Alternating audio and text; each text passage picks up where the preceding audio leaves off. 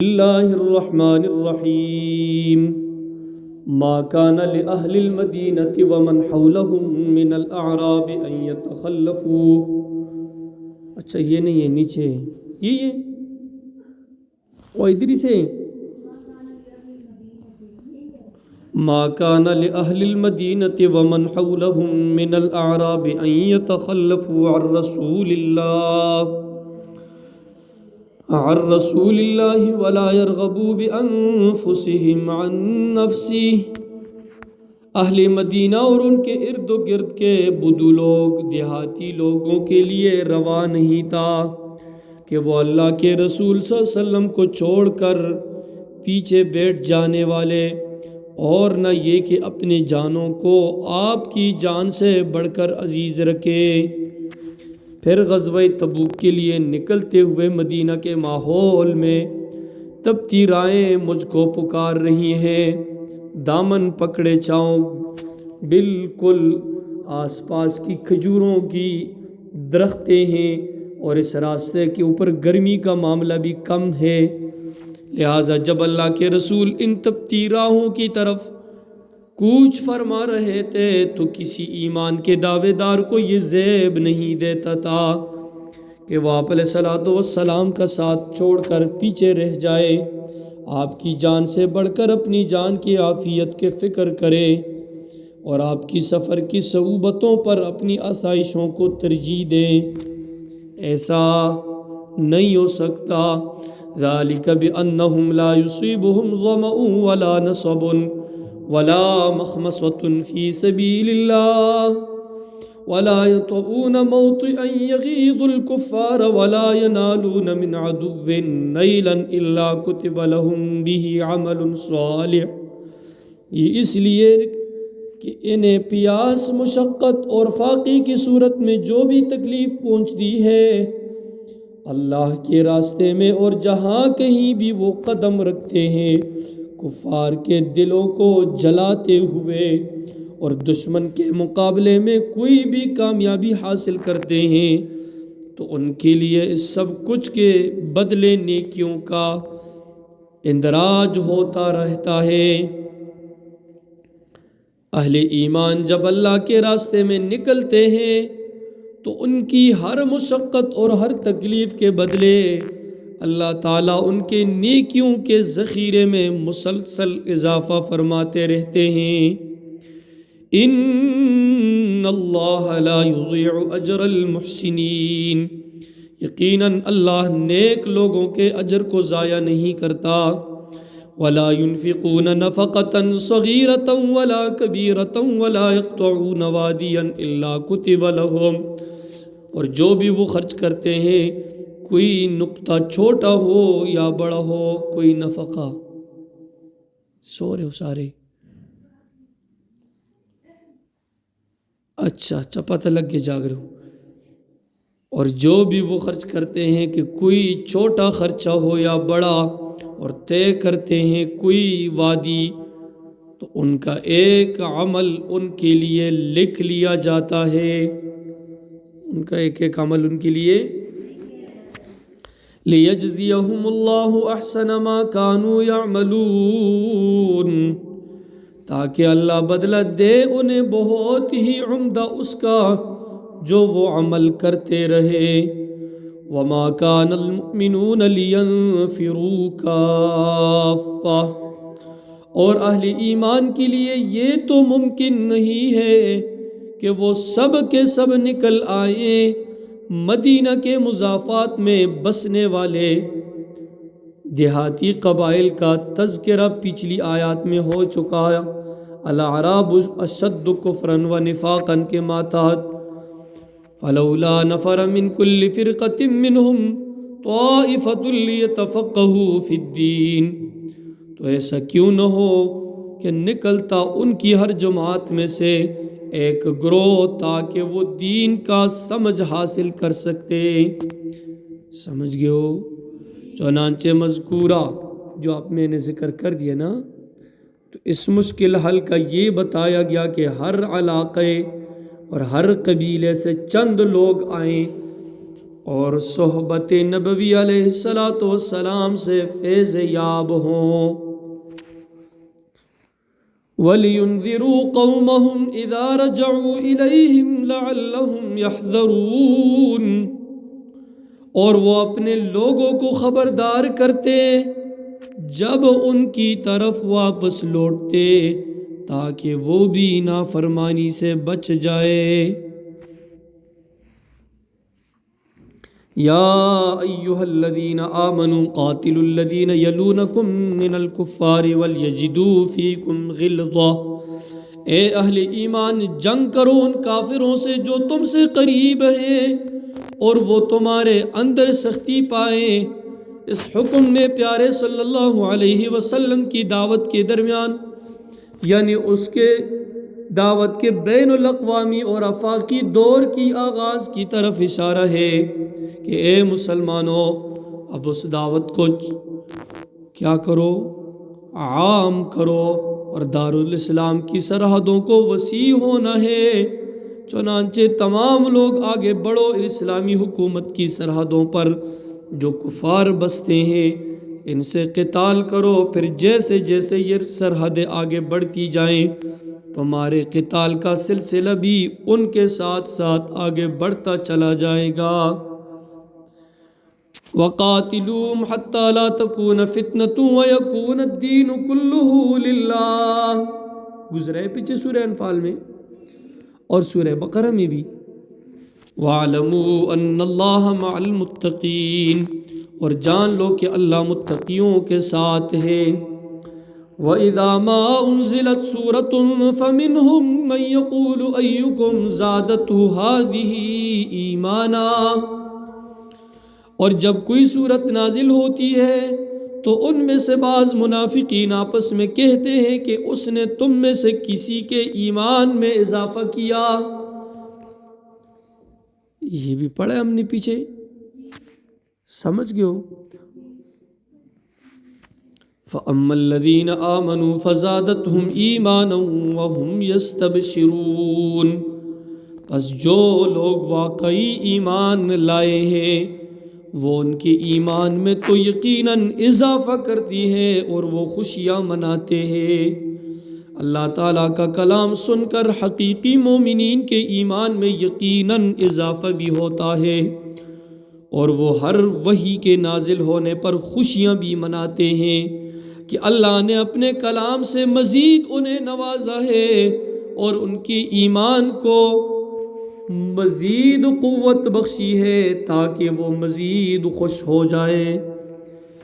وَأَمَّا الَّذِينَ فِي قُلُوبِهِم مَّرَضٌ فَزَادَتْهُمْ رِجْسًا إِلَىٰ رِجْسِهِمْ وَمَاتُوا وَهُمْ كَافِرُونَ، رہے وہ لوگ جن کے دلوں میں بیماری ہے تو وہ ان کے اندر کی گندگی پر مزید گندگی کا اضافہ کر دیتی ہے، اور وہ مرتے ہیں اسی حال میں کہ وہ کیا ہوتے ہیں؟ کافر۔ کیا کہتے ہیں؟ توحیدی ہستی ہے وہ واحد خدا ہمارا، ہم کافروں کے کافر، وہ کافر خدا ہمارا۔ پڑھے گی کبھی؟ اس کافر سے مراد وہ کافر نہیں ہے جو تم کافر سمجھتے ہو۔ اچھا، لِيُعْجِبُ الزُّرَّاعَ لِيَغِيظَ، اس سے پہلے أَوَلَا يَرَوْنَ أَنَّهُمْ يُفْتَنُونَ فِي كُلِّ عَامٍ مَرَّةً أَوْ مَرَّتَيْنِ، کیا یہ منافقین دیکھتے نہیں ہے کہ ہر سال انہیں آزمایا جاتا ہے، ایک بار یا دو بار قتال کا مرحلہ ہو یا کسی اور آزمائش کا موقع، وقفے وقفے سے سال میں ایک دو مرتبہ منافقین کے امتحان کا سامان ہو ہی جاتا ہے جس سے ان کی منافقت کا پردہ چاک ہوتا رہتا ہے، لیکن پھر بھی ان میں خارش ہے۔ ثم لا يتوبون ولا هم يذكرون، پھر بھی نہ تو یہ لوگ توبہ کرتے ہیں اور نہ ہی نصیحت اخذ کرتے ہیں، اس لیے ان میں چینجے ہیں۔ وَإِذَا مَا أُنزِلَتْ سُورَةٌ نَظَرَ بَعْضُهُمْ إِلَىٰ بَعْضٍ اور جب کوئی صورت نازل ہوتی ہے تو یہ لوگ آپس میں ایک دوسرے کو دیکھتے ہیں۔ جب قتال کے بارے میں احکام نازل ہوتے ہیں تو نبی علیہ الصلوۃ والسلام کے محفل میں موجودہ منافقین کھونیوں سے ایک دوسرے کو اشارے کرتے ہیں، آنکھوں سے باتیں کرتے ہیں، چونیاں ایک دوسرے کو چپ کے لگاتے ہیں، جیسا استاد کوئی بات کرتا ہے اور اگر وہ کسی کے اوپر فٹ ہوتی ہو تو یہ ایک دوسرے میں کوئی نہ کوئی اشارہ، کھونیاں لگانا، اشارے کرنا، ہنسنے کے ساتھ ایک دوسرے کو سمجھانا، یہاں تک کہ پلکوں کے ساتھ باتیں کرنا، یہ ساری چیزیں شاگرد کرتے ہیں نا، اسی طریقے سے وہ منافقین بھی کرتے تھے، نعرہ تکبیر بھی بلند کرتے تھے اور ساتھ میں کہتے بھی تھے جو ان دی نی مندا او پکا مرتد ہے، جو ان دی نہیں سندا او سڑے نال تعلق او انسان دا پتر بنو نا، کہتے ہوتے تھے آپس میں۔ آپ کو نہیں کہتا ہوں، یہ ساری باتیں وہ کرتے تھے، لیکن باہر جا کر کے کہتے تھے یار باتوں میں تو بڑا مزہ تھا لیکن کیا کرے، اب ناک کا مسئلہ ہے، ناک نیچے ہو جائے گا۔ قرآن نے کہا میرے بچے لگتے ہو سنسمہ علی الخرطوم، بلکہ ان کو گالیاں بھی دی قرآن نے، ہمازٍ مشاء بنمیم، دیے نہیں دیے؟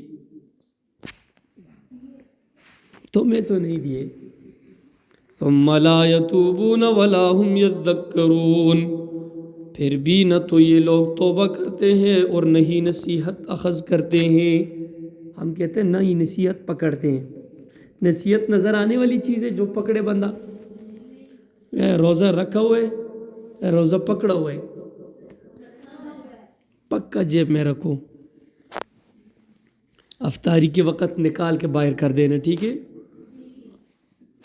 وَإِذَا مَا أُنزِلَتْ سُورَةٌ نَظَرَ بَعْضُهُمْ إِلَى بَعْضٍ، میرا بھی ایک دن روزہ تھا، ادھر سب کچھ کھا پی کے افطاری کے وقت گھر میں جا کے یاد آیا، تو افطاری صحیح طریقے سے نہیں کر پا رہا تھا۔ چھوٹے نے کہا کہ بابا کچھ دان میں کالا کالا ہے، دن کو کوئی دعوت نہیں کھا کے آئے، اور واقعی یہاں دعوت کھا کے گئے ہو۔ تو میں نے کہا جس کو اللہ کھلائے پلائے اسے کون روک سکتے ہیں، ابھی یاد آیا۔ وَإِذَا مَا أُنزِلَتْ سُورَةٌ نَظَرَ بَعْضُهُمْ إِلَى بَعْضٍ، اور جب کوئی صورت نازل ہوتی ہے تو یہ لوگ آپس میں ایک دوسرے کو دیکھتے ہیں۔ جب قتال کے بارے میں احکام نازل ہوتے ہیں تو رسول اللہ صلی اللہ علیہ وسلم کے محفل میں موجودہ منافقین ایک دوسرے کو جو میں نے بتا دیا یہ سب کچھ کرتے ہیں۔ هَلْ يَرَاكُمْ مِنْ أَحَدٍ ثُمَّ انصَرَفُوا، کہ تمہیں کوئی دیکھ تو نہیں رہا، پھر وہاں سے کھسک جاتے ہیں، پھر وہاں سے کیا ہو جاتے ہیں، کھسک جاتے ہیں۔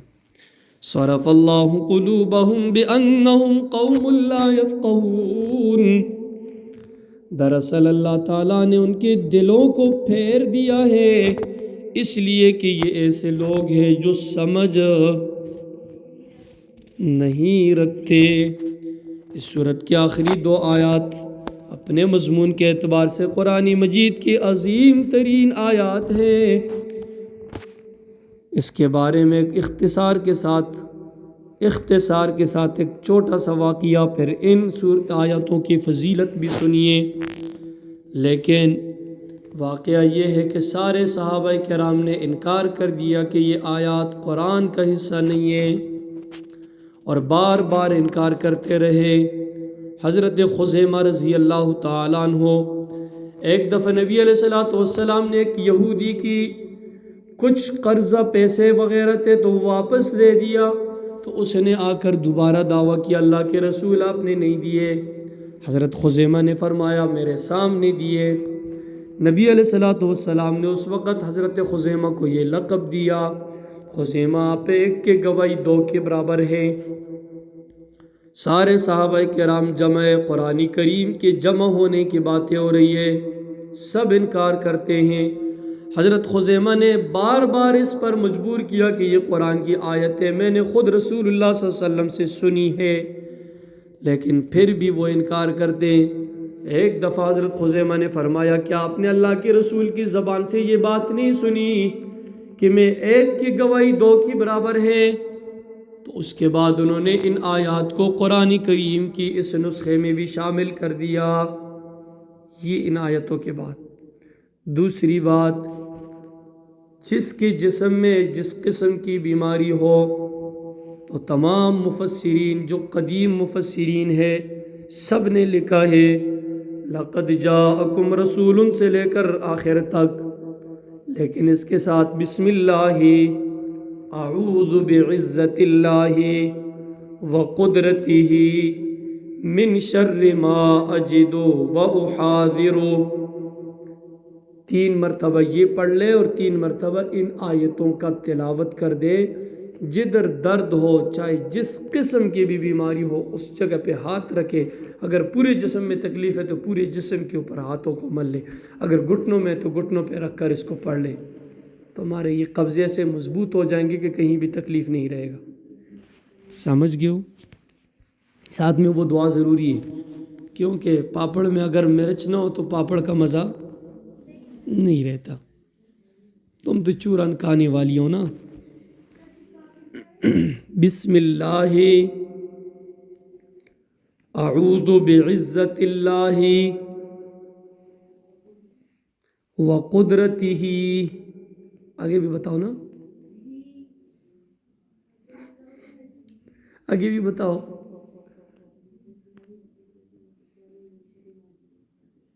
یہ لکھواؤں ان کو نا۔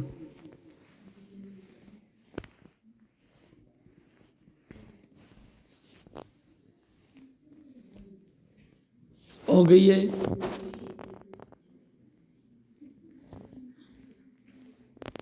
جس کسی کو یاد ہے، مجھے نام نہیں آ رہا ہے لیکن مجھے لگتا ہے یہ خود ہی بیمار ہے، آواز اس کا اپنے نہیں نکلتے۔ اللہ ان کو صحت دے۔ لقد جاءکم رسول من انفسکم عزیز علیہ ما عنتم، اے لوگو دیکھو آ چکا ہے تمہارے پاس تم ہی میں سے ایک رسول، بہت بھاری گزرتی ہے آپ پر تمہاری تکلیفیں۔ الفاظ واضح؟ حریص علیکم بالمؤمنین رؤوف الرحیم، تمہارے حق میں آپ اچھائی کی بہت حریص ہیں، حرص رکھتے ہیں، اہل ایمان کے لیے شفیق بھی ہے رحیم بھی ہے۔ اہل القرآن اہل اللہ، سمجھ گئے ہو؟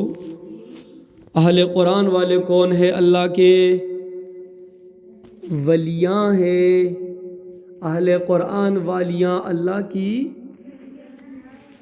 چلو تمہاری طرف بات موڑتے ہیں کہ شاید جواب آ جائے۔ فَإِن تَوَلَّوْا فَقُلْ حَسْبِيَ اللَّهُ لَا إِلَٰهَ إِلَّا هُوَ، پھر بھی اگر یہ لوگ منہ موڑ لے تو اے نبی علیہ السلام کہہ دیجئے کہ میرے لیے اللہ ہی کافی ہے، اس کے سوا کوئی معبود برحق نہیں ہے۔ علیہ توکلت وہو رب العرش العظیم، اسی پر میں نے توکل کیا اور وہ بہت بڑے عرش کا مالک ہے۔ ظاہر ہے کہ اللہ تعالیٰ کے عرش کی کیفیت اور عظمت ہمارے تصور سے بہت بلند و بالا ہے۔ سمجھ گئے ہو؟ پھر کیا کریں اس کے بعد؟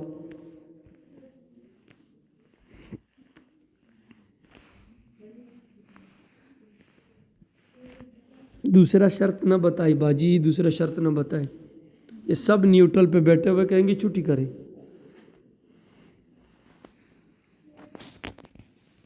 بسم اللہ الرحمن الرحیم، سورت کا نام سورہ یونس خان ہے، سورہ یونس۔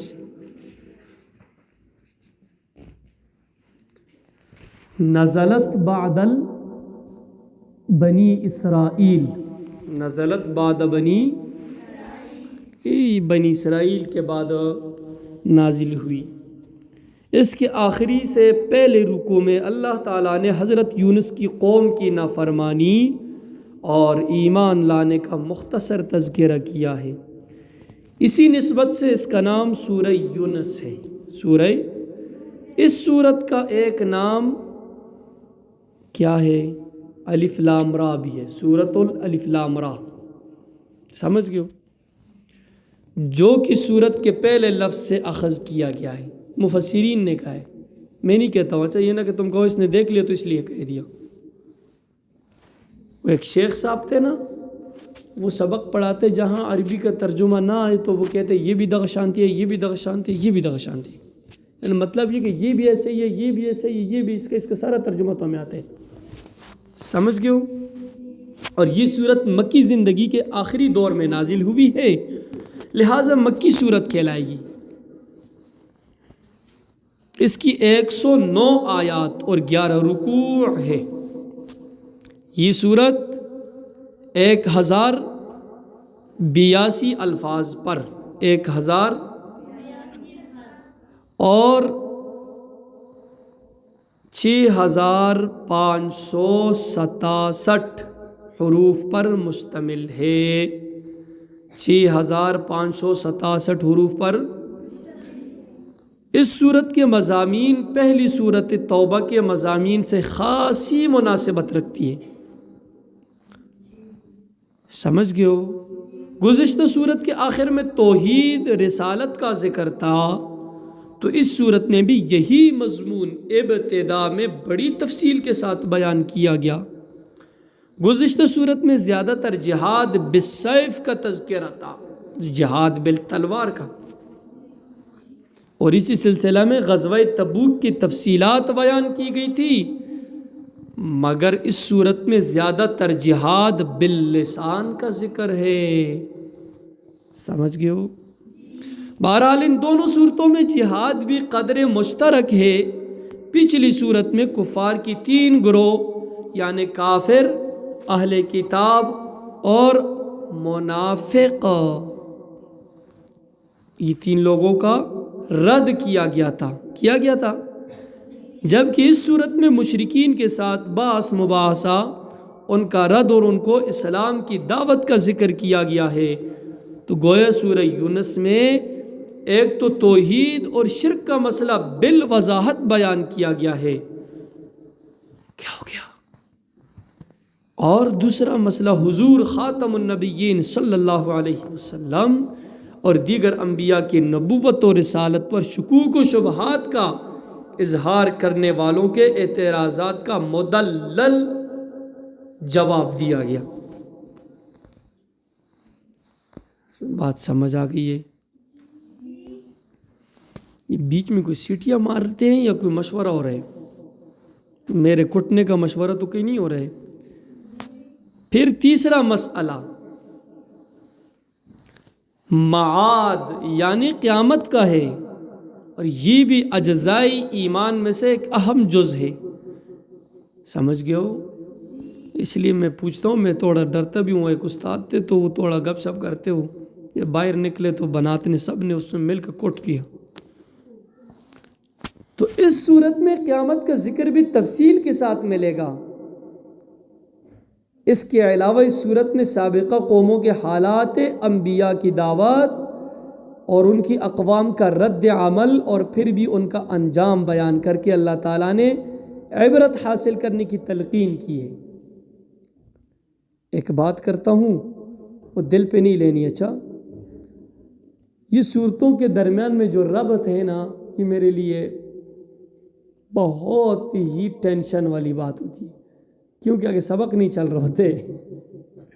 اختصار کے ساتھ اتنی بات سمجھ آ گئی ہے، مزید آگے تشریحات کرنے کی ضرورت ہے؟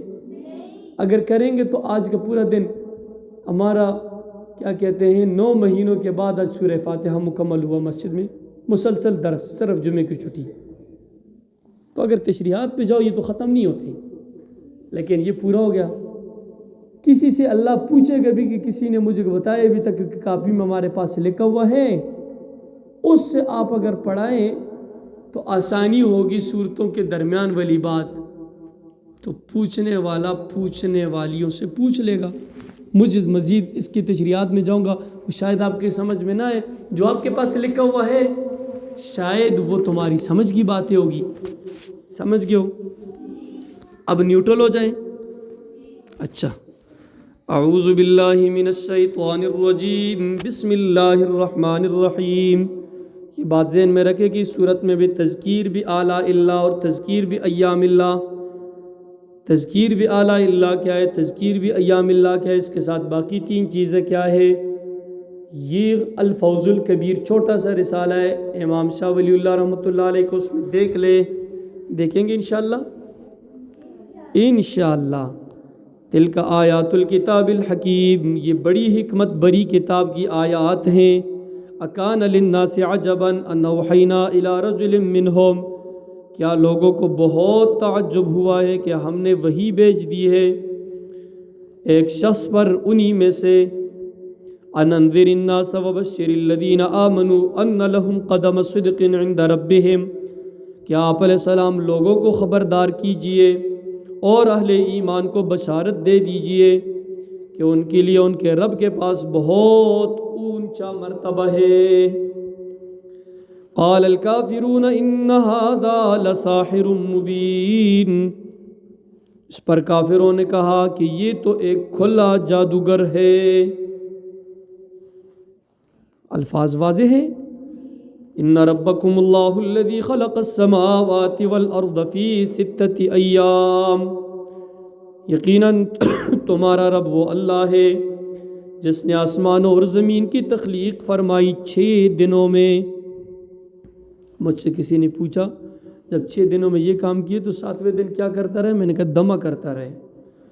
ثم استوى علی العرش یدبر الامر، پھر وہ عرش پر متمکن ہو گیا، غالب ہو گیا، اور وہ تدبیر کرتا ہے ہر معاملے کی. اللہ تعالیٰ اپنی مشیت اور منصوبہ بندی کے مطابق پوری کائنات کا انتظام سنبھالے ہوئے ہیں. سمجھ گئے ہو؟ جیسا کہ اس سے پہلے ذکر ہو چکا تھا، شاہ ولی اللہ رحمۃ اللہ علیہ نے اپنی حجت اللہ البالغہ کے باب اول میں اللہ تعالیٰ کی 3 افعال کے بارے میں بڑی تفصیل سے بات کی ہے. اگر آپ نے اردو میں دیکھنا ہے تو رحمت اللہ الواسعہ، سب سے پہلے ابداع یعنی کسی چیز کو عدم محض سے وجود بخشنا، یعنی کسی چیز کو عدم محض سے. دوسرے نمبر پر خلق، یعنی کسی چیز سے کوئی دوسری چیز بنانا. تیسرے نمبر پر تدبیر، یعنی اپنی مشیت اور حکمت کے مطابق کائناتی نظام کی منصوبہ بندی فرمانا. تینوں باتیں سمجھ آ گئی ہیں. ما من شفیع الا من بعد اذنہ، نہیں ہے کوئی بھی شفاعت کرنے والا مگر اس کی اجازت کے بعد. کوئی اس کا اذن حاصل کیے بغیر اس کے پاس کسی کی سفارش نہیں کر سکتا. اس سے پہلے آیت الکرسی سورہ بقرہ میں بھی شفاعت کے بارے میں اسی قسم کا استثناء آ چکا تھا. ذالکم اللہ ربکم فاعبدوہ افلا تذکرون، وہ ہے اللہ تمہارا رب پس تم اسی کی بندگی کرو تو کیا تم نصیحت اخذ نہیں کرتے. الیہ مرجعکم جمیعا وعد اللہ حقا، تم سب کا لوٹنا اسی کی جانب ہے، یہ وعدہ ہے اللہ کا سچا. وعد اللہ حقا، یہ وعدہ ہے اللہ کا سچا. انہ یبدأ الخلق ثم یعید، وہی ہے جو خلق کا آغاز کرتا ہے پھر وہی اس کا اعادہ کرتا ہے. جس روح نے دنیا میں آنا ہے اسی روح نے دنیا سے. امیر عظیمت رحمۃ اللہ علیہ نے فرمایا تھا جسے مرنا نہیں آتا اسے جینا ہی نہیں آتا. سمجھ گئے ہو؟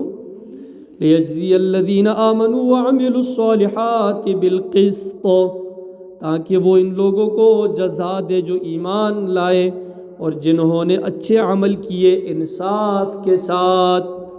وہ اہل ایمان جنہوں نے اللہ اور اس کے دین کے لیے ایثار کیا ہے، ان کی قربانیوں اور مشقتوں کے بدلے میں انہیں انعامات سے نوازا جائے گا اور ان کے ان اعمال کی پوری پوری قدر کی جائے گی۔ وہ جو فرعون کی بیوی تھی باجی آسیہ سلام اللہ علیہا، ان کے ایثار کو دیکھا ہے آپ لوگوں نے، ہے نا؟ اس ایثار کے بدلے میں ان کی اولاد ان کے سامنے گرم تیل کے اندر پھینکتے ہیں، ساری ترتیبیں وہ شیطان کر رہے، لیکن اس نے ایثار کیا، ایمان کو اتنا مضبوط کیا۔ نبی علیہ الصلوۃ والسلام نے فرمایا جنت میں باجی آسیہ کہاں ہوگی؟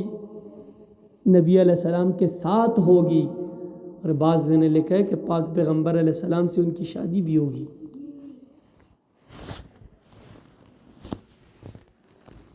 والذین کفروا لهم شراب من حمیم وعذاب علیم بما كانوا یکفرون، اور جن لوگوں نے کفر کیا ان کے پینے کے لیے ہوگا کھولتا ہوا پانی اور دردناک عذاب اس کی کفر کی پاداش میں جو وہ کرتے رہے کھولتے ہوئے پانی سے۔ تفسیر احسن الکلام میں شیخ عبدالسلام رستمی رحمۃ اللہ علیہ فرماتے ہیں کہ اس سے مراد پیپ ہے، اس سے مراد کیا ہے؟ پیپ ہے، لیکن کچھ مفسرین نے فرمایا کہ یہ ایسا گرم پیپ ہوگا جیسے یہ ہونٹ اس کے قریب کریں گے تو ان کا ہونٹ تو ہونٹ ہے، جسم سے گوشت ہی الگ ہو جائے گا۔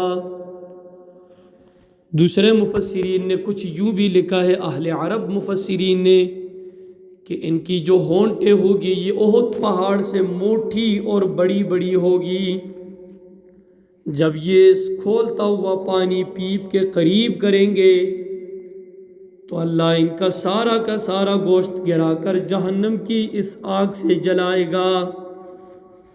هو الذی جعل الشمس ضیاء والقمر نورا، وہی ہے جس نے بنایا سورج کو چمکدار اور چاند کو منور۔ یہاں یہ نقطہ قابل غور ہے کہ سورج کے اندر کیا ہے؟ جاری احتراق، یعنی جلنے کی عمل کی وجہ سے جو روشنی پیدا ہو رہی ہے اس کے لیے ضیاء، جبکہ منعکس ہو کر آنے والی روشنی کے لیے نور کا لفظ استعمال ہوا ہے۔ ایک دوسرے کا کیا ہے؟ برعکس ہے، ضد ہے۔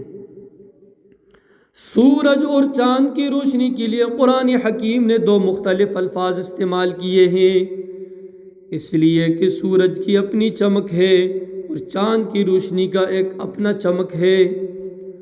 وَقَدَّرَهُ مَنَازِلَ لِتَعْلَمُوا عَدَدَ السِّنِينَ وَالْحِسَابَ، اور اس نے چاند کی منزلیں مقرر کر دی تاکہ تمہیں معلوم ہو گنتی کی برسوں کی اور تمہیں معاملات زندگی میں حساب کرنا آسان ہو جائے۔ سمجھ گئے ہو؟ چاند کے لیے عربی میں کتنے لفظ آئے ہیں؟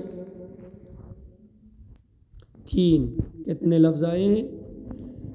یسألونک عن الأہلہ، وہ چاند جو اب پیدا ہو جائے، پھر ہم پڑھتے نا اللہم اہلہ بالیمن والایمان، یہی پڑھتے والسلامتی،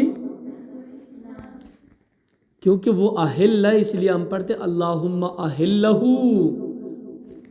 چھوٹی سی نشان جیسی نظر آ رہا ہوتا اور کچھ وقت کے لیے، اس لیے اس سے مہینے کا اندازہ ہو جاتا ہے۔ وَقَدَّرَهُ منازل، سمجھ گئے؟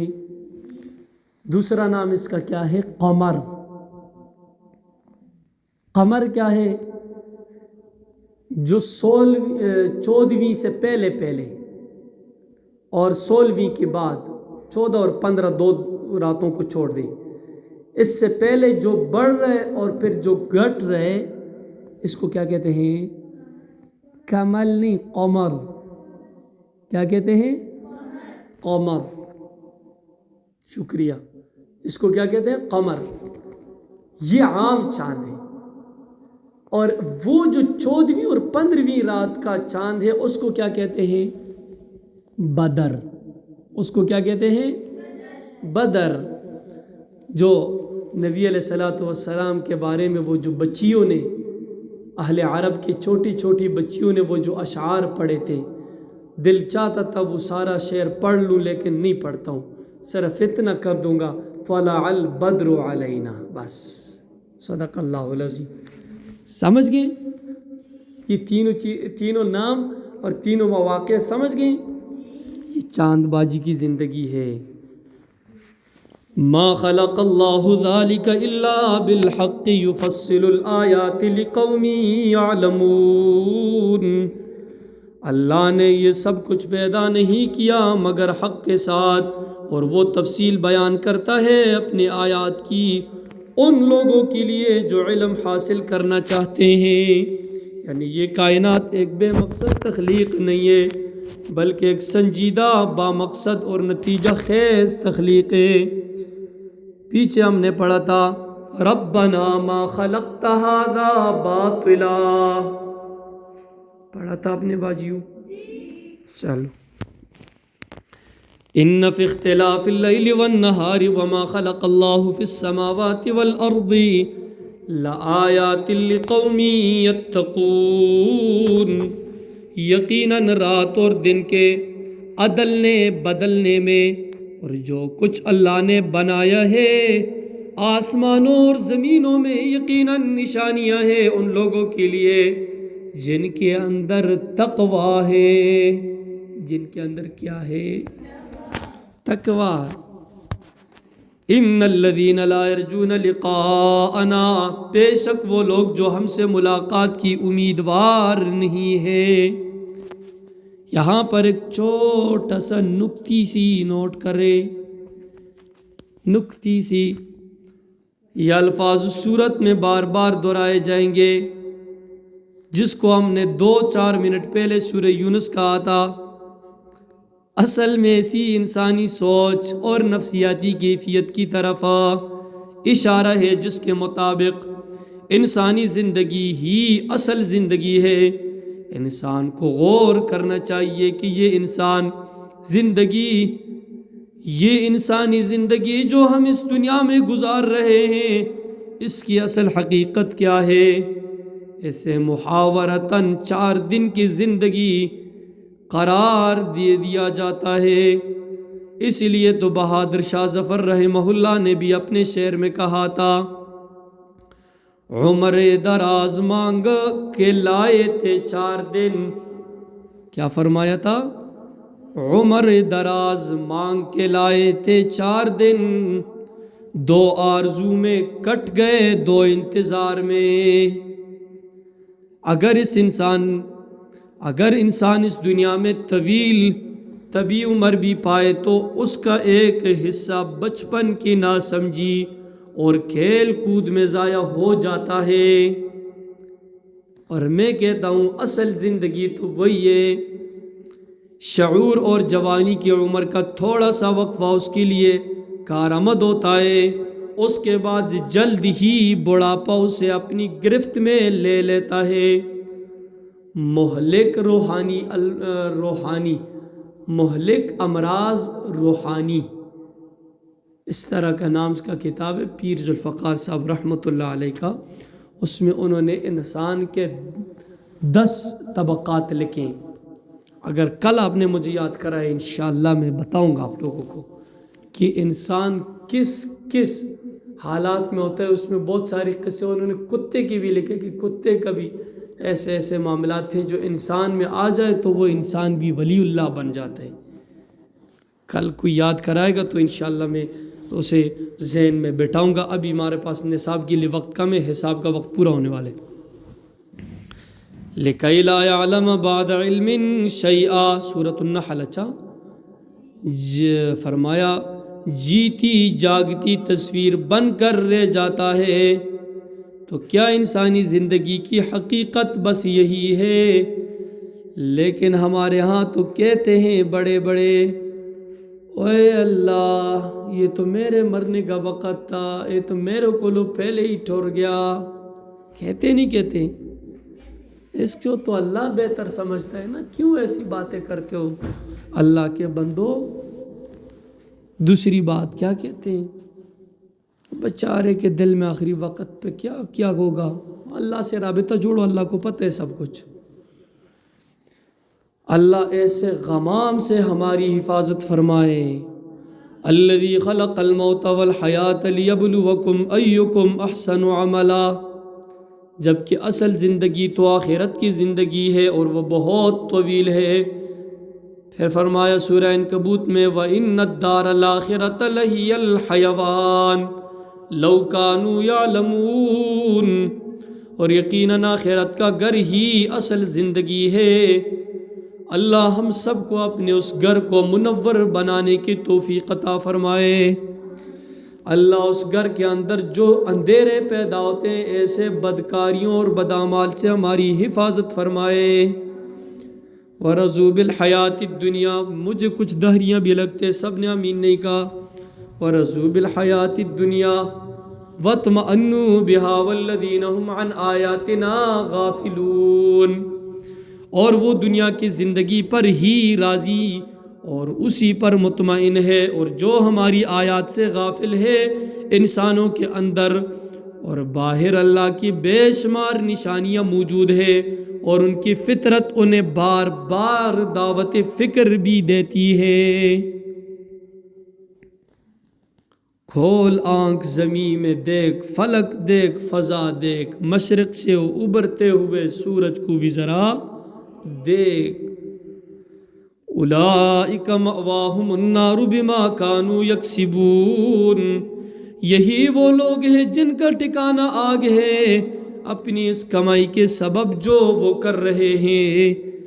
ان الذین آمنوا وعملوا الصالحات یہدیہم ربہم بایمانہم تجری من تحتہم الانہار فی جنات النعیم، یقیناً وہ لوگ جو ایمان لائے اور انہوں نے نیک اعمال کیے، ان کا رب ان کے ایمان کے باعث ان کو پہنچا دے گا نعمتوں والے باغات میں جن کے نیچے نہریں بہتی ہوں گی۔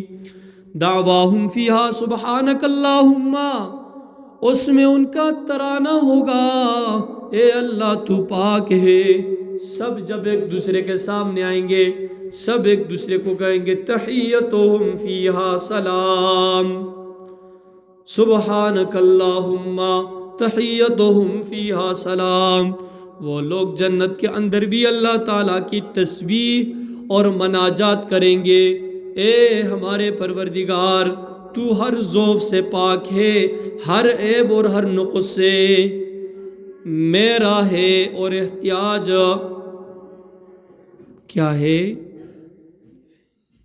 فرمایا کہ جتنا بھی میری محتاجیاں ہیں ان سب محتاجیوں سے پاک، اور ذات ہر قسم کے صفات اور ذاتی اعتبار سے پاک ذات کون ہے؟ اللہ ہی، اور ہر نقص سے مبرہ ہے، اور احتیاج کے ہر تصور سے ارفع و اعلیٰ ہے یا نہیں ہے؟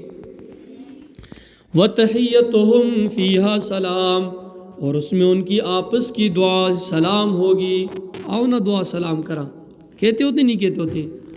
اہل جنت آپس میں ایک دوسرے کو ملتے ہوئے السلام علیکم کے الفاظ کہیں گے، اس طرح وہاں ہر طرف سے سلام سلام کی آوازیں آ رہی ہوں گی، جیسے سورہ واقعہ میں فرمایا لا يسمعون فیہا لغوا ولا تأثیما الا قیلا سلاما سلاما، وہاں نہ بےہودہ باتیں سنے گی، نہ فضول لغویات ہوگی، اور نہ گالی گلوچ، وہاں ان کا کلام سلام سلام، وہاں ان کا کلام سلام سلام، سلام نہیں۔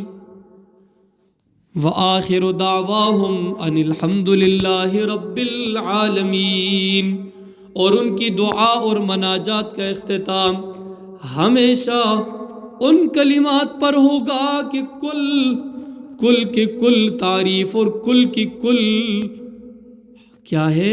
ان الحمد للہ رب العالمین. یہ ساری کی ساری تعریفیں کس کے لیے؟ قرآن کے سمجھنے کا مقصد بھی صرف اور صرف یہی ہے. مسئلہ الہ اگر سمجھ میں آیا تو پورا قرآن سمجھ میں آ گیا. سمجھ گئے ہو؟ وَلَوْ يُعَجِّلُ اللَّهُ لِلنَّاسِ الشَّرَّ اسْتِعْجَالَهُمْ بِالْخَيْرِ. میرا دل آج بہت زیادہ غمگین ہے. اچھا، کیونکہ آج سے میں نے اپنا پڑھنا شروع کرنا تھا، جو کہ میں یہاں پھنسا ہوں، اور یہ 5-6 ناغے میرے لگ جائیں گے ادھر. وَلَوْ يُعَجِّلُ اللَّهُ، میں تو طالب العلم ہوں. وَلَوْ يُعَجِّلُ اللَّهُ لِلنَّاسِ الشَّرَّ اسْتِعْجَالَهُمْ بِالْخَيْرِ. اور اگر اللہ جلدی کر دیتا لوگوں کے لیے شر سے، شر جیسے کہ وہ جلدی چاہتے ہیں خیر. انسان جلد باز ہے. خلق الانسان من عجل. وہ چاہتا ہے کہ اس کی کوششوں کے نتائج جلد از جلد اس کے سامنے آ جائیں، مگر اللہ تو بڑا حکیم ہے. اس نے ہر کام اور ہر واقعہ کے لیے اپنی مشیت اور حکمت کے مطابق وقت مقرر کیا ہے. کیا ہے یا نہیں؟ لَقُضِيَ إِلَىٰ أَجَلُهُ إِلَيْهِمْ أَجَلُهُمْ لَقُضِيَ إِلَيْهِمْ أَجَلُهُمْ. ان کی اجل پوری ہو چکی ہوتی. فَنَذَرُ الَّذِينَ لَا يَرْجُونَ لِقَاءَنَا فِي طُغْيَانِهِمْ يَعْمَهُونَ. پھر ہم ان لوگوں کو چھوڑ دیں گے جو ہم سے ملاقات کی امیدوار نہیں، کہ وہ اپنی سرکشی میں اندھے ہو کر بڑھتے چلے جائیں. پھر وہی بات دہرا گئی. ٹھیک ہے. وَإِذَا مَسَّ الْإِنسَانَ الضُّرُّ دَعَانَا لِجَنبِهِ أَوْ قَاعِدًا أَوْ قَائِمًا.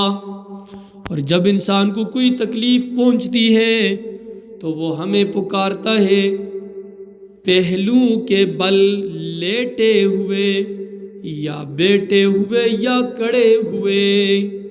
فَلَمَّا كَشَفْنَا عَنْهُ ضُرَّهُ مَرَّ كَأَن لَّمْ يَدْعُنَا إِلَىٰ ضُرٍّ مَّسَّهُ. پھر جب ہم اسے اس کی تکلیف کو دور کر دیتے ہیں تو وہ ایسے چل دیتا ہے جیسے اس نے ہمیں کبھی پکارا ہی نہیں تھا کوئی تکلیف پہنچنے پر. الفاظ سمجھ آ گئی؟ كَذَلِكَ زُيِّنَ لِلْمُسْرِفِينَ مَا كَانُوا يَعْمَلُونَ. ایسے ہی مزین کر دیا گیا ہے ان حد سے بڑھنے والوں کے لیے ان کے اعمال کو. یہ بھی سمجھ گئے؟ وہ استاد جی ہمارے مولانا عبد الکریم صاحب دامت برکاتہم العالیہ پوچھا کرتے تھے، بھائیو تو میں سمجھ میں آ گئی یہ بات، تو میں سب سے اونچا جی کہہ دیتا. استاد جی نے اس وقت منہ سے نکل کے 2 کلمات کہتے، احسان بچے، اللہ آپ کو کبھی ناغہ کرنے کی توفیق نہ دے درس و تدریس کے دوران. یعنی اس دعا کے پس منظر پہ جائیں تو بہت سارے غموں سے بندہ دور ہو جاتے. ناغہ تو تب ہوگا جب آپ کی کوئی فوتگی ہوگی، کوئی ایسے مسائل پیدا ہوں گے، تو اس دوران میں نے گھر میں بتایا تب کال کرنا جب کوئی مر جائے، ورنہ کال نہیں کرنا. سمجھ گئے ہو؟ دوسری بات انہوں نے یہ بتائی تھی، وہ چلو وہ راز کی بات ہے. وَلَقَدْ أَهْلَكْنَا الْقُرُونَ. آپ کہیں گے آپ کے لیے بھی دعائیں نکلتی ہیں. اچھا، دل سے نکلتی.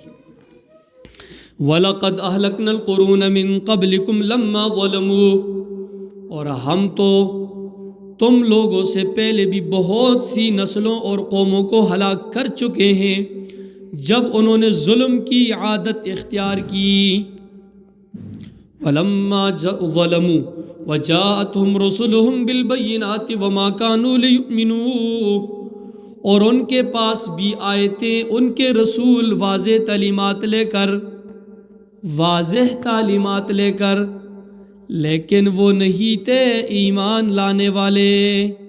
كَذَلِكَ نَجْزِي الْقَوْمَ الْمُجْرِمِينَ. اسی طرح ہم بدلہ دیا کرتے ہیں مجرم لوگوں کو. ثُمَّ جَعَلْنَاكُمْ خَلَائِفَ فِي الْأَرْضِ مِن بَعْدِهِمْ لِنَنظُرَ كَيْفَ تَعْمَلُونَ. پھر ان کے بعد ہم نے تمہیں زمین میں جانشین بنا دیا تاکہ ہم دیکھیں کہ تم کیا کرتے ہو۔ یہاں ہر شخص انفرادی طور پر بھی اپنی محدود عمر میں امتحان دے رہا ہے۔ سمجھ گئے ہو؟ ماشاءاللہ۔ وَإِذَا تُتْلَى عَلَيْهِمْ آيَاتُنَا بَيِّنَاتٍ قَالَ الَّذِينَ لَا يَرْجُونَ لِقَاءَنَا ائْتِ بِقُرْآنٍ غَيْرِ هَذَا أَوْ بَدِّلْ۔ اور جب ان کو پڑھ کر سنائی جاتی ہیں ہماری روشن آیات، تو کہتے ہیں وہ لوگ جو ہم سے ملاقات کی امیدوار نہیں ہے کہ اے محمد عربی، اس کے علاوہ آپ کوئی اور قرآن پیش کرے یا اس میں کوئی ترمیم کرے، کیونکہ یہ تمہاری باپ کی کتاب ہے۔ سمجھ گئے ہو؟ قل ما یکون لی ان ابدلہ من تلقاء نفسی ان اتبع الا ما یوحی الی۔ اے پیغمبر عربی، کہہ دیجئے کہ میرے لیے ہرگز یہ ممکن نہیں ہے کہ میں اس میں اپنی طرف سے کوئی تبدیلی کر لوں، میں تو پیروی کرتا ہوں اسی کی جو میری طرف وحی کیا جا رہا ہے۔ الفاظ واضح ہیں۔ انی اخاف ان عصیت ربی عذاب یوم عظیم۔ میں ڈرتا ہوں بڑے دن کے عذاب سے اگر میں اپنے پروردگار کی نافرمانی کروں۔ ڈرتے ہو؟ اللہ ڈرائے رکھے۔ قل لو شاء اللہ ما تلوتہ علیکم ولا ادراکم بہ۔ آپ علیہ السلام ان سے کہہ دیجئے کہ اگر اللہ چاہتا تو نہ میں یہ قرآن تمہیں پڑھ کر سناتا اور نہ وہ تمہیں اسے واقف کرتا، تم گونگے کے بچے رہ جاتے۔ فقد لبثت فیکم عمرا من قبلہ افلا تعقلون۔ میں تمہارے درمیان ایک عمر گزار چکا ہوں اس سے پہلے، تو کیا تم لوگ عقل سے کام بھی نہیں لیتے؟ میں پچھلے 40 برس سے تمہارے درمیان زندگی بسر کر رہا ہوں، تم مجھے اچھی طرح سمجھتے بھی ہو، جانتے بھی ہو کہ میں شاعر نہیں ہوں، تمہیں اچھی طرح معلوم ہے کہ میں کاہن یا جادوگر بھی، تمہیں یہ بھی علم ہے کہ مجھے ان چیزوں سے کبھی کوئی دلچسپی بھی نہیں رہی، تو ان چیزوں کو سیکھنے کے لیے کبھی مشق یا ریاضت بھی نہیں کی میں نے۔ تم اس حقیقت کو بھی خوب سمجھتے ہو کہ کوئی شخص ایک دن میں کبھی شاعر یا کاہن نہیں بن جاتا۔ ان تمام حقائق کا علم رکھنے کے باوجود بھی تم مجھے ایسے الزامات دیتے ہو، تو کیا تم لوگ تعصب کی بنا پر عقل سے بالکل ہی خالی ہو گئے ہو؟ تمہارے دارالعلوم میں جو مغز ہے سب نے چھٹی کر دی۔ فمن اظلم ممن افترى على الله كذبا او كذب بآياته۔ یہ پٹھان کا جو دماغ ہوتا ہے یہ بڑا بے وفا ہوتا ہے، یہ جلد از جلد ساتھ چھوڑ دیتے ہیں اور اس کی تاریں گرم ہو جاتی ہیں۔ تو اس شخص سے بڑھ کر کون ظالم ہوگا جس نے اللہ کی طرف جھوٹ بات منسوب کی یا جھٹلایا اس کی آیات کو۔ سمجھ گئے ہو؟ ایک پنجابی تھا نا، اس نے خدائی کا دعویٰ کر دیا تھا پنجاب کے اندر، یہ مشہور واقعہ بھی ہے اور حقیقت پر مبنی واقعہ ہے۔ تو وہ بلوچی پٹھان وہاں سے گزر رہا تھا، تو اس نے کہا تو کون ہے؟ اس نے کہا میں خدا بخش۔ کیا نام ہے میرا؟ کیا تو لوگوں کو وہ جو موت اور حیات دیتا ہے وہ تو دیتا ہے؟ اس نے کہا جی۔ ایک قد کا پتلا چمکا سا تھا، وہاں پہ حکا شکا یہ ساری چیلم وغیرہ رکھ کے کھینچ بھی رہا تھا اور خدائی کا دعویٰ بھی کیا ہوا، تو اس کے آس پاس بڑی مریدین تھی۔ بلوچستان کا پٹھان، اس سے تو فرعون بھی پناہ مانگتے، وہیں پہ چڑھ کر اس کا گلا گھونٹ کے مارا، کہتے کھوتے کا بچہ، میری بہن رات کو تو نے ماری ہے اور ادھر خدائی کا دعویٰ کر بیٹھا ہے، اب اس کو یا زندہ کر یا تمہیں موت دیتا ہوں۔ وَيَعْبُدُونَ مِن دُونِ اللَّهِ۔ اب یہ بات اس کے ساتھ، اب اگلی آیت کی طرف توجہ کریں۔ وَيَعْبُدُونَ مِن دُونِ اللَّهِ، اللہ ہم سب کو فرما بردار تابدار اولاد دے، فرما بردار تابدار خون تمہیں اللہ دے، بھائی دے، والدین کے ساتھ تمہیں اللہ فرما بردار اور تابدار رکھے۔ دیکھیں جب کچھ بھی سمجھ میں نہیں آتے ہیں تو والدین یا جتنے بھی قریب القریب ہے وہ پھر جاتے ہیں نا پیروں کے پاس، کوئی تعویذ دے دے، اللہ کرے انہیں ہدایت دے، کوئی وظیفہ دے، کچھ کر دے تو صحیح۔ پورا قرآن انسان سے بھول جاتا ہے، یہ نہیں کہتا ہوں کہ وہ بھلا دیتے ہیں، انسان اتنی پریشانی میں آ جاتا ہے کہ یہ سارا کا سارا قرآن اسے یاد ہی نہیں رہتا، پھر حضرت صاحب کے قدموں میں جاتا ہے اور وہ چٹاک ڈیڑھ چٹاک کی تعویذ دیتے ہیں اس کو، پھر نظریہ اور عقیدہ ہمارا اس پہ بنتا ہے کہ اس سے شفا بھی ملے گی، کچھ فرق پڑ گیا۔ آج میرے نال ٹھیک ہانس کے گل کی تھی سنگی سو، اس کا مطلب ہے تعویذ بھی بڑا اثر ہے، لیکن پورے قرآن میں اثر اس کے نزدیک وَيَعْبُدُونَ مِن دُونِ اللَّهِ مَا لَا يَضُرُّهُمْ وَلَا يَنفَعُهُمْ وَيَقُولُونَ هَؤُلَاءِ شُفَعَاؤُنَا عِندَ اللَّهِ، اور یہ لوگ عبادت کرتے ہیں اللہ کے علاوہ ایسی چیزوں کی جو نہ انہیں کوئی نقصان پہنچا سکتی ہے اور نہ نفع دے سکتی ہے، اور کہتے ہیں کہ یہ ہمارے سفارشی ہیں اللہ کے ہاں۔ لیکن ذرا توجہ یہ بھی کرے، اگر ان کے قبر پر مکی بیٹھی ہو تو یہ اسے بھی نہیں اڑا سکتے، اگر مکی ان سے شیرہ بھی لے جائے اسے واپس لا کر اپنے پاس واپس کرنے کی قدرت بھی یہ نہیں رکھتے، تو یہ مجھے تجھے بیٹا بیٹی کیسے دے سکتے؟ پھر بات ہوئی آ گئی ہے، وہ پنجابی پیر تھا تو اس نے کہا ہے تمہیں بھی اللہ دے، اسے بھی دے، اسے بھی دے، اسے بھی دے۔ ساتھ والے نے کہا سب کے لیے دعا مانگتے ہو، اپنے لیے بھی تو کرو۔ اس نے دو جواب دیے کہ میں نے تو خود خدائی کا دعویٰ کیا تو خدا کا کوئی بیٹا بیٹی، ایک طرف سے اس ذلیل سے توحید بھی ثابت ہو رہی ہے، دوسری طرف پہ خدائی کا دعویٰ بھی کرتے، دوسری طرف پہ کہتے جب میں ان سب کے لیے دعا کروں گا انہیں دے گا اللہ، تو اس میں جو سب سے پہلا چیز ہے وہ مجھے پہنچے گا۔ سمجھ گئے ہو؟ قُلْ أَتُنَبِّئُونَ اللَّهَ بِمَا لَا يَعْلَمُ فِي السَّمَاوَاتِ وَلَا فِي الْأَرْضِ، آپ علیہ السلام کہہ دیجئے کہ کیا تم اللہ کو بتانا چاہتے ہو وہ چیز جو وہ نہیں جانتا، نہ آسمانوں میں اور نہ زمین میں؟ یہ بھی کرتے ہو؟ يَعْلَمُ مَا بَيْنَ أَيْدِيهِمْ وَمَا خَلْفَهُمْ وَلَا يُحِيطُونَ بِشَيْءٍ مِّنْ عِلْمِهِ إِلَّا بِمَا شَاءَ، تو پھر آخر کوئی سفارشی اللہ کے سامنے کھڑے ہو کر کیا کہے گا؟ کس بنیاد پر وہ کس کی سفارش کرے گا؟ کیا وہ کہے گا کہ اے اللہ تو اس آدمی کو ٹھیک سے نہیں جانتا، میں اسے بہت اچھی طرح جانتا ہوں، معاذ اللہ یہ بہت اچھا اور نیک آدمی ہے، تو کیا وہ اللہ جو کچھ وہ بتانا چاہے گا معاذ اللہ جس کو وہ خود نہیں جانتا، تو پھر اسے رب ماننے کی کیا ضرورت ہے کوئی ضرورت نہیں ہے نا۔